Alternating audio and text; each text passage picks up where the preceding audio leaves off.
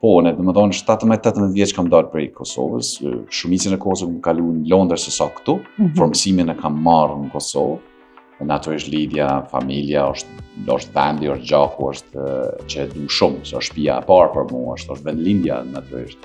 Në fakt, formësimi im për këto që i bëj sot, ose kush jam sot, ka fillu në gjimnazin e në Gjakovë, në Hajdardush për shembull. Për shkak se unë nuk jam konë në Zancë shumë i shkëlqyeshëm në fillorën, që është shumë interesant, unë si më thonë, jam zhvillu vonë ka aspekti akademik.